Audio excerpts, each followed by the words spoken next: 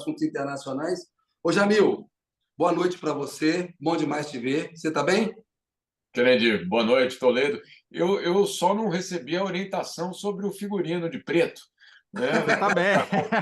Para completar aqui o trio, o resto está tudo bem. Não, não, você está na cor Eu e Toledo nem nos certa. falamos, cara. A sintonia é tão grande que até isso acontece, que é Não tem toca de problema. ouvido. Na Ô, próxima, na Jamil, próxima, na próxima eu recebo o e-mail, não tem problema. Você sabe por que é preto, né, Jamil? Não, me conta. É porque emagrece, é por isso, é a única razão. Vamos lá. Olha só, Jamil, a pergunta que você vai ajudar a gente a responder. Qual a posição do Brasil na Copa do Mundo da diplomacia? Caiu nas eliminatórias? Passou para o mata-mata? Jamil, no contexto dessa visita do Lula ao Egito e de como ele falou hoje e da repercussão que isso está tendo, como é que você responderia essa pergunta aí? Vamos começar esse papo. Olha, Kennedy, o Brasil sempre se classifica para Copas do Mundo, independente do governo, pelo seu tamanho, pela dimensão que tem, pelo histórico que tem.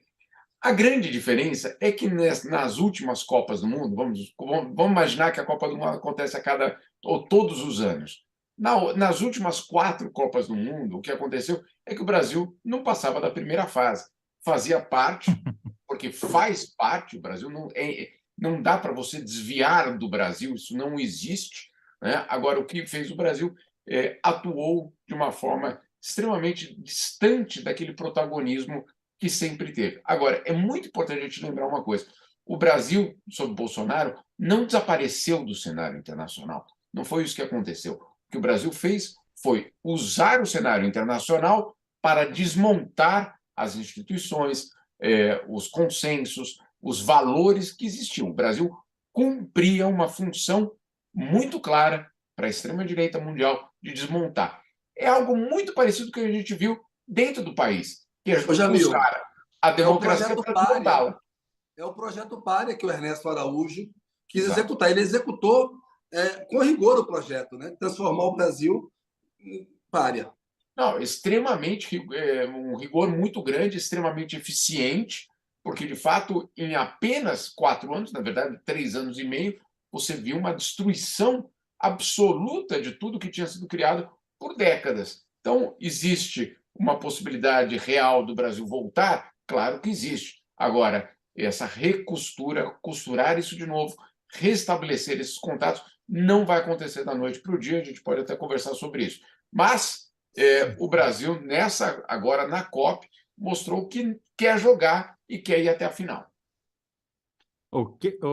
Jamil, deixa eu te perguntar o seguinte: a gente, claro, sabe que o Brasil ficou à margem, não recebeu nenhum chefe de Estado relevante nesses 4 anos, o Bolsonaro também, tirando aquela visita ao Putin para negociar a compra de fertilizante na véspera da guerra, também não fez nada que mereça menção. Mas tem algum acordo internacional, algum acordo de cooperação, alguma decisão, algum fórum de decisão internacional onde o Brasil claramente se omitiu, deixou de fazer coisas e isso acabou prejudicando não só o Brasil, mas talvez até o mundo? Teve sim, Toledo, olha, e principalmente durante os 2 anos da pandemia. Naquele momento, com um problema global, o que o mundo precisava, acima de tudo, era uma resposta global. Então, a grande expectativa era de que o OMS ou qualquer outra instância internacional que pudesse justamente dar uma resposta coerente. Claro, qual era o candidato óbvio? A OMS, né? Afinal de contas, tem mais de 1.000 funcionários, são técnicos, são médicos, não são políticos, são técnicos justamente nesse campo. E o que fez o Brasil naquele primeiro momento com Donald Trump? Fez de tudo para enfraquecer a instituição. Então, sim, o Brasil tem um papel, deve ser reconhecido como um papel, eu não diria determinante, porque naquele momento tinha Donald Trump que tirou o dinheiro da OMS, mas tinha o Brasil fazendo eco a todos os discursos anti-multilateralismo, anti-OMS e anti-resposta global. Então, se o sistema multilateral hoje, se o sistema internacional hoje está em frangalhos, nós temos sim responsabilidade. Não adianta dizer, não, isso foi por conta dos americanos e do racha com a China. Se países como o Brasil tivessem adotado um tom diferente naquele momento, eventualmente a gente não estaria numa situação tão grave. Estaria grave? Estaria, certamente, porque a gente não tem 400 milhões de dólares, a gente não tem nem 40 milhões de dólares para pagar o OMS atualmente. Mas, naquele momento, os Estados Unidos davam 400 milhões de dólares e desapareceram. Então, sim, o Brasil tem um papel importante, sim, Toledo, nessa questão. E só mais uma. No acordo Mercosul-União Europeia, o acordo foi assinado, ele só não foi adiante porque nós não conseguimos provar que a gente podia lidar com o desmatamento. Mas essa questão climática aí, o estrago é grande, né? É muito grande, né, Jamil? É muito grande porque não é, Kennedy, apenas a taxa de desmatamento, é o negacionismo. Então, o Isso. que assustou muito a comunidade internacional é que não era, olha, puxa, a Amazônia é muito grande e é difícil de lidar com a Amazônia. Todo mundo sabe disso. Ninguém tem nenhuma dúvida sobre as dificuldades de lidar com o desmatamento num território do tamanho da Europa Ocidental. Isso todo mundo já sabe. O problema é quando você tem dois elementos. O primeiro deles o negacionismo declarado de ministros e do próprio governo, e dois, o esvaziamento dos órgãos de Estado que deveriam fazer esse controle. Então, não é apenas o discurso, é o fato de que os governos estrangeiros iam lá, pegavam o livrinho e começavam a ler o orçamento da FUNAI, ou o que tinha sido feito com a FUNAI, ou qualquer outra instituição, e descobriu que esses órgãos, na prática, deixaram de existir. Então, era muito preocupante por causa disso. Só um detalhe que é curioso, o mundo, e isso eu tenho conversado com muita gente, hoje todos aplaudiram o discurso de Lula, etc., muito bem. Agora, todos fazem a mesma pergunta, Kennedy, tá bem, o discurso mudou, excelente, é isso que a gente quer ouvir de vocês. Agora, a gente só vai acreditar quando o desmatamento, de fato, cair. Porque, claro, esse é um grande desafio, passar do discurso agora para a reconstrução. A destruição é muito fácil, reconstruir é muito mais difícil. Não, e Jamil, tem um complicador aí, porque assim, o ICMBio e o IBAMA foram desmantelados pelo Bolsonaro. Então, esse desmatamento vai cair. Primeiro, tem que recuperar essa capacidade de fiscalizar, tem que enfrentar, porque como o Bolsonaro faz vista grossa, né, os matadores estão incentivados, né, a violência na Amazônia, ou seja, fazer viagem para a Amazônia é perigoso para jornalista agora. Mataram dois, né, mataram um jornalista recentemente e um ativista lá. Então você tem toda a razão, ou seja, o trabalho que vai ter para reconstruir isso é muito grande, muito grande. Entra aí, Olha, Zé.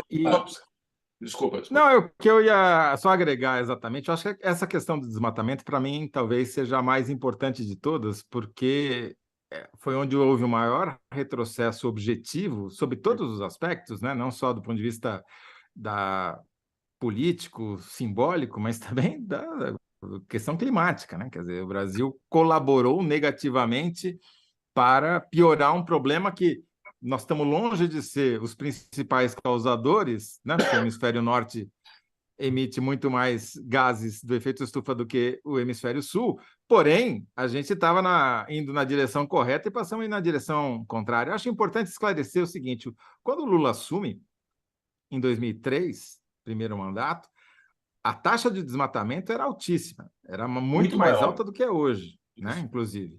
A partir do início de políticas elaboradas, inclusive, pela Marina Silva como ministra do Meio Ambiente, a taxa começa a cair e demora para atingir um patamar mais baixo. Demora vários anos, né? E vai encontrar o seu momento melhor durante o governo Dilma, ou seja, demorou os 2 primeiros mandatos de Lula e o começo do governo Dilma para melhorar. E quando é que começa a piorar?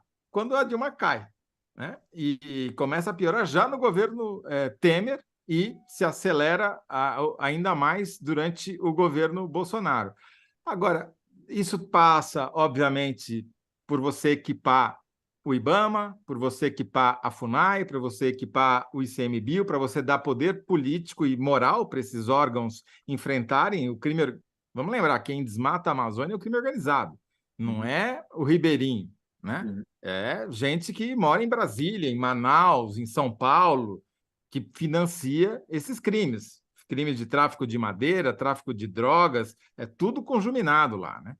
Agora, também tem algumas coisas práticas que dá para fazer imediatamente. Quer dizer, se você volta a considerar a embargar terra onde há desmatamento, que isso o governo Bolsonaro parou de fazer praticamente, ou diminuiu muito, essa terra deixa de ser um capital financeiro. Você não pode usar essa terra onde houve desmatamento para contrair empréstimo, por exemplo.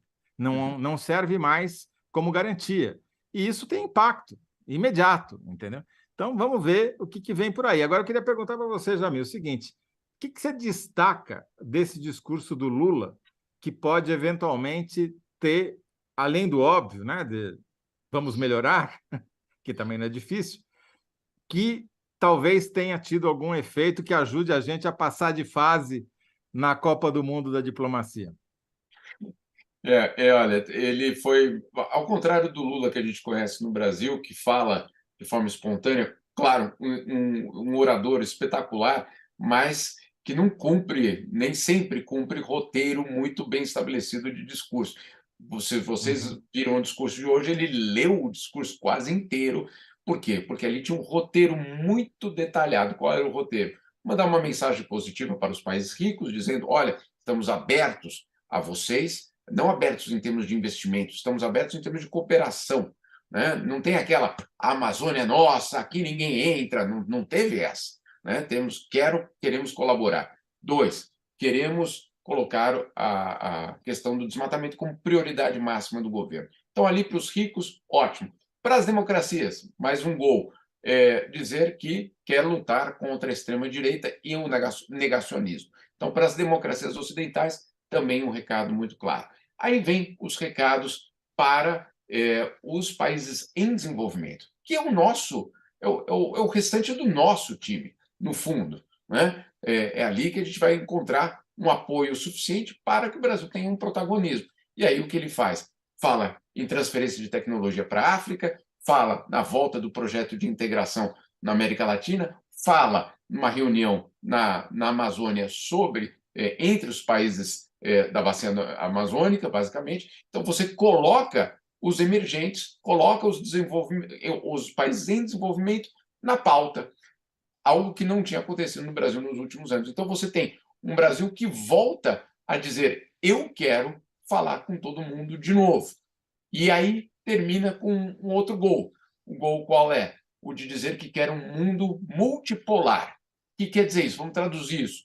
Não queremos ter de viver ou numa escolha, ou estou na hegemonia americana, ou estou na hegemonia chinesa. Não, eu quero um mundo multipolar. E para todos aqueles que não são nem americanos nem chineses, Toledo, aplausos, né? Porque é isso que basicamente o mundo busca. Então, são vários os gols, são vários momentos importantes desse discurso.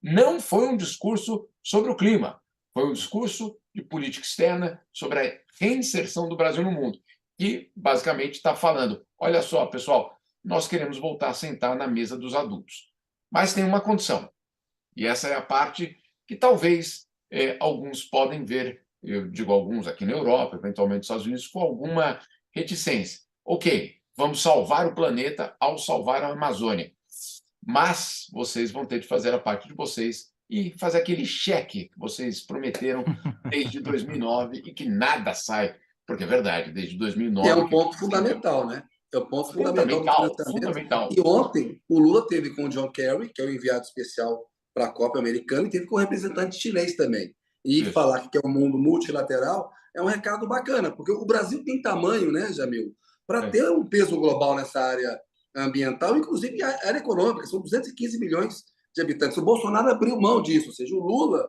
em pouco tempo, consegue reposicionar o Brasil. A gente viu aqui o alívio, todo mundo descrevendo o que significou a eleição do Lula, e lá em Brasília, muita gente falando, é um alívio. Podemos, pelo menos, discordar democraticamente sem, sem agressividade. Acho que, do ponto de vista internacional, marca um gol mesmo, né? Sem dúvida. Nos dias seguintes à eleição, parecia que eu tinha vencido a eleição, Kennedy, que as pessoas me falavam: parabéns, não, parabéns, obrigado, mas, não, né? Mas o que era isso? Não era a mim, Jamil, era aos brasileiros, basicamente, o mundo aliviado. E aí eu não estou falando do embaixador, estou falando do meu vizinho, estou falando das pessoas na rua que passaram a conhecer o Brasil por meio de desastres, por meio de Pô, vergonha. Jamil, você deve ter tido episódios parecidos. Eu contava em Washington em 2020, durante a pandemia, as pessoas diziam, que pena que vocês lá no Brasil têm um presidente como o Bolsonaro. Ficavam com dó da gente, com pena da gente. Assim, vocês estão lascados. E eles tinham Trump, hein? E eles tinham Trump.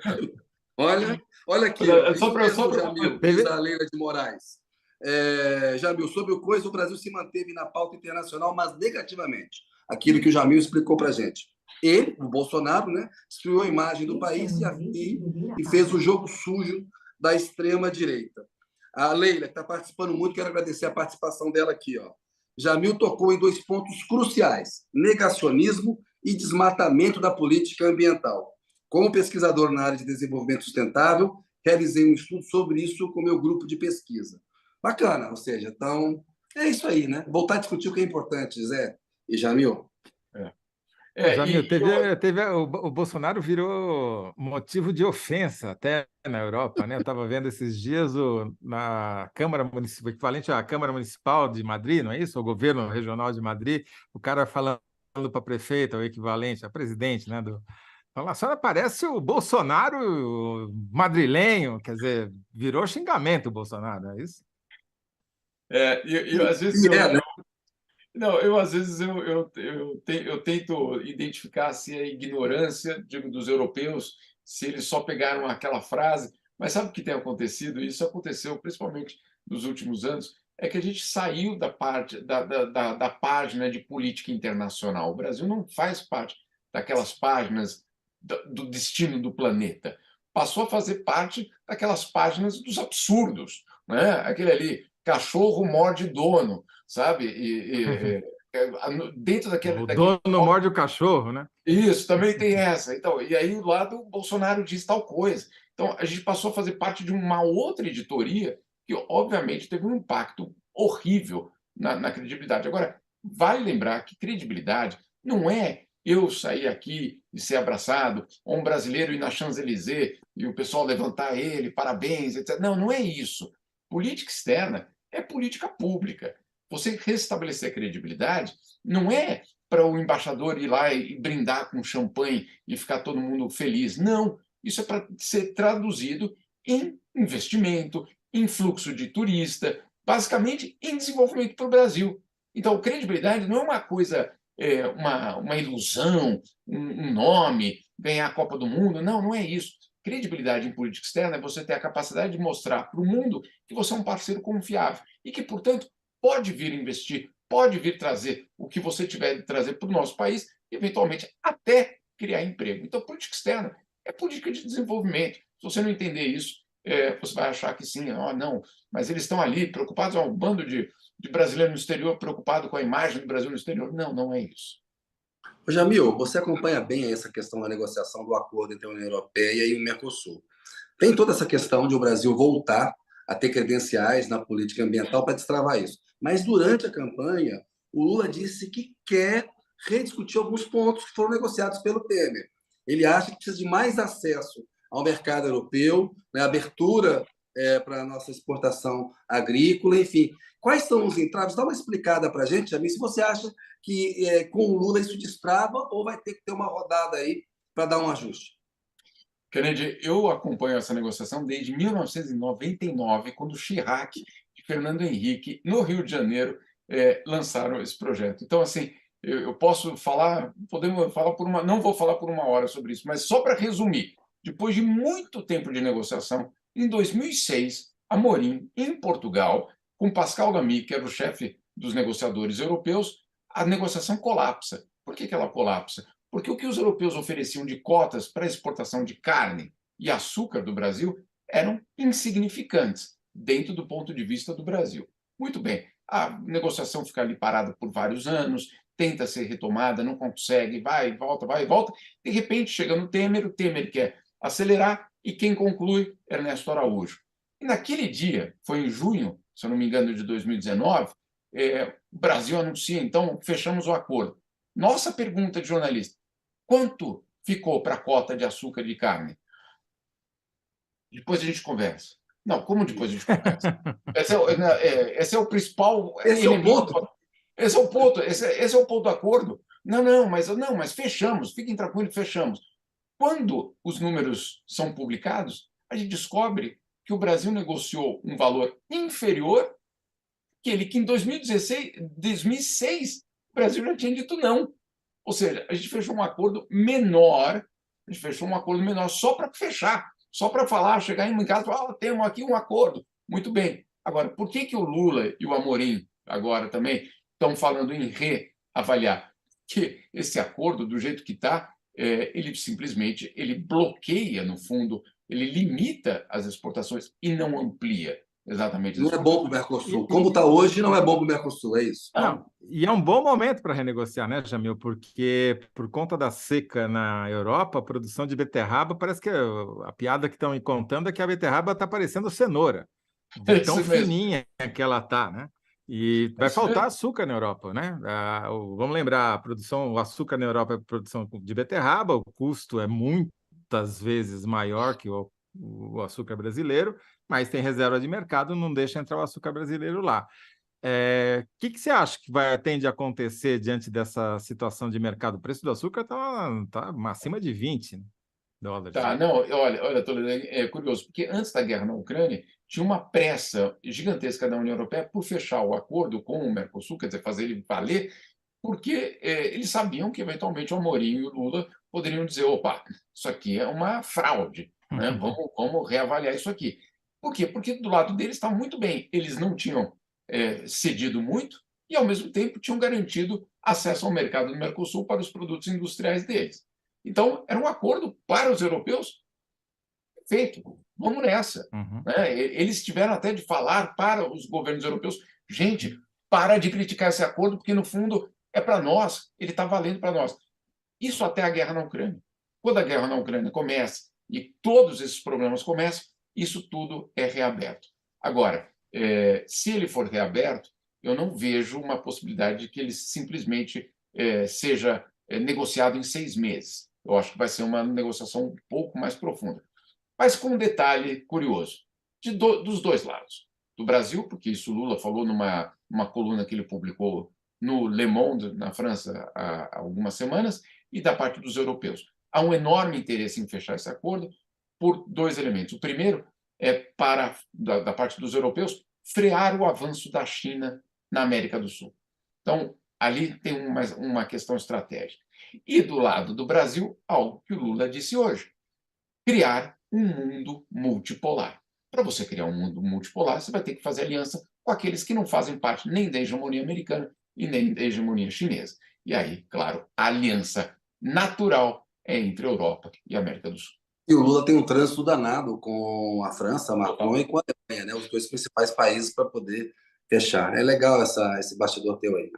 O Jamil, outro assunto importante para ver com você, o Lula falou hoje, é um assunto recorrente na diplomacia sobre o Lula, essa reforma do Conselho de Segurança da ONU e uma reforma da ONU como um todo. É um assunto que você também acompanha há muito tempo, né? O Lula tem um argumento que vale, há 7 décadas tem um desenho que é o desenho do pós-guerra, da Segunda Guerra Mundial, o mundo mudou bastante, a gente precisa fazer uma reforma da ONU e, sobretudo, do Conselho de Segurança. O Brasil não tem assento permanente, já foi membro do Conselho temporariamente. Como é que você vê esse assunto e qual que é a chance de esse debate avançar? Porque é um debate também, eu acho que antecede 1999. Ele, na verdade, data de 93, para você ter ideia.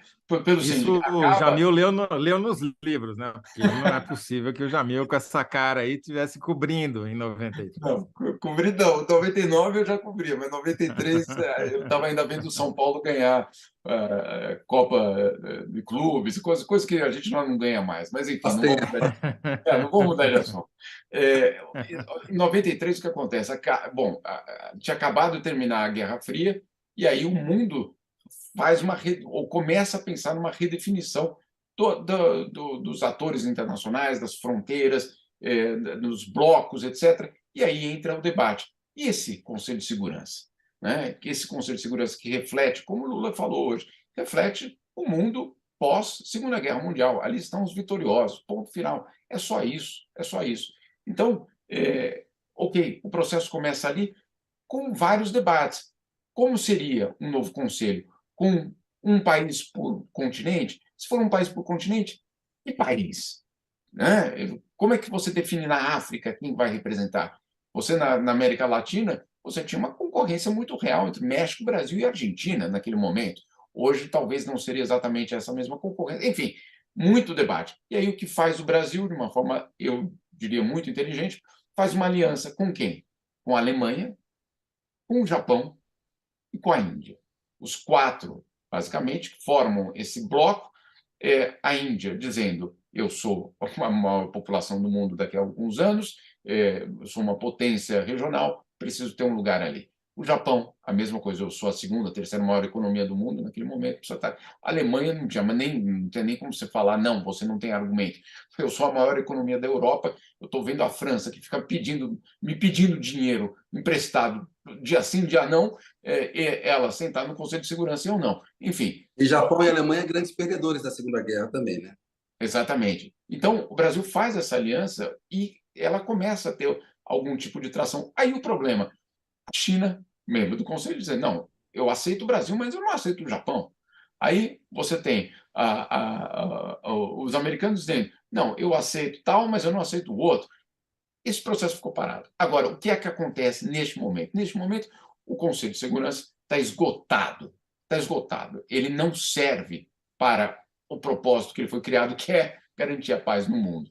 Então, ou você tem uma reforma, ou a falta de credibilidade vai se aprofundar e, eventualmente, a gente vai ter uma marginalização completa. Ô, Jamil, e não serve por quê? Porque os Estados Unidos e a Rússia não respeitam, fazem o que bem entendem, independentemente do que é decidido na ONU? Basicamente é isso? Você tem alguns países, entre eles os americanos, que já basicamente deram um tiro no Conselho de Segurança quando invadiram o Iraque, apesar de todas as negativas. Aquela foi uma guerra ilegal. Essa foi uma guerra ilegal. Não há nenhum tipo de. Não sou eu que estou dizendo, foi o Kofi Annan que disse isso na época. Ele disse isso e os americanos vieram com todos os casos de corrupção na ONU, envolvendo até o filho dele. Então você pode imaginar por quê. Né? Agora, esse não é o único problema. Hoje, o problema maior é o veto. Né? Os 5 países têm o poder de veto, ou seja, você coloca qualquer coisa para discutir. Se a China, Rússia, Estados Unidos, Inglaterra ou França não querem aquele debate, eles vetam e ponto final. Então, não há nada menos democrático do que um órgão que você tem só 5 países com poder de veto. Isso distorce totalmente qualquer tipo de debate, de diálogo e de tentativa de criação de consenso. Então, é extremamente complicado hoje falar no Conselho de Segurança que funciona. Zé, vamos ler os comentários aí, olha que bacana. Vamos lá, que tem vários aí.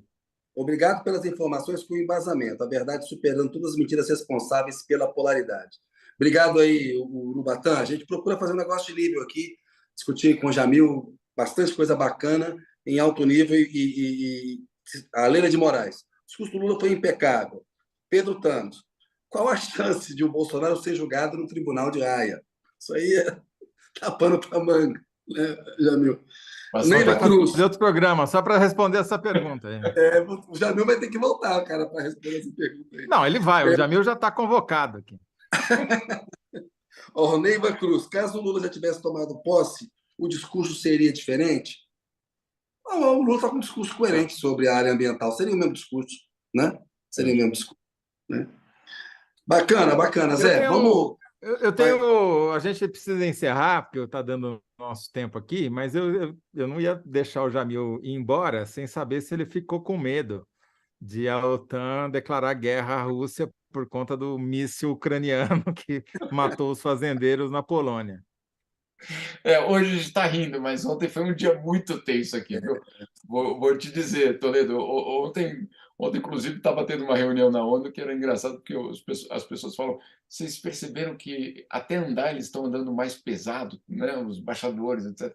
Tanta tensão que tinha, tanta preocupação. Por quê? Porque se de fato fosse um míssil russo deliberadamente atacando a Polônia, talvez a gente não estaria aqui nem rindo, nem conversando nem conversando, né? Ou nem conversando. Aqui na Suíça, rapidamente voltaram com... Não sei se vocês sabem, tem um aspecto muito suíço aqui, que é o fato de que todas as casas e todos os apartamentos têm bunkers, que foram criados ainda durante a Guerra Fria. Era uma regra da arquitetura. Para você construir uma casa, você tinha que criar uma casa com um bunker, era um abrigo antinuclear, basicamente, diante Tem de uma aí? guerra. Tem. Olha, eu estou nele, para você saber. Sério? Ou seja, Você já está protegido, né, Dani? Transformou no Pode escritório. vir. Já pode trabalhar daí. Fazer live. não, eu transformei o bunker no escritório, mas o que eu quero dizer, era levado muito a sério.